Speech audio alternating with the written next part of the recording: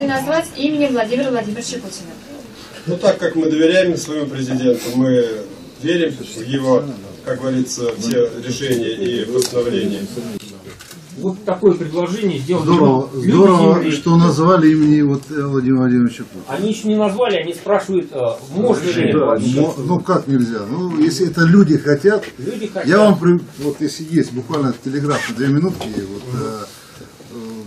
почти 7 лет я был президентом Республики Ингушетия. И вот буквально первые дни мы встретили на юге России, было огромное наводнение.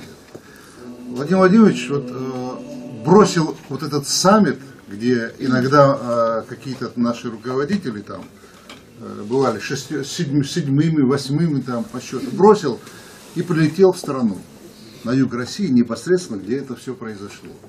Возглавил вот это все и помог нам вот выйти с этой ситуации. У меня вот был неделя, как я был избран всенародно, 34 кандидата у нас было. Вот.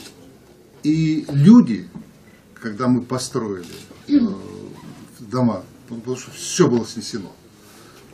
Все было снесено. Я почему так долго на этом акцентирую внимание? Потому что то, что вы сейчас делаете, это очень важно.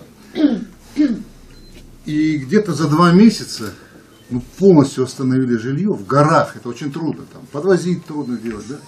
И люди говорят, вот мы хотим назвать в честь Владимира Владимировича улицу. Я не то, что не стал им мешать, я сказал спасибо вам огромное. И вот сегодня первая в стране улица появилась именно в Ингушетии, в горах.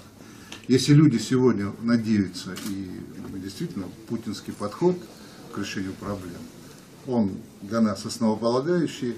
И если люди надеются, что будет возрождение агропромышленного комплекса конкретно, только приветствовать.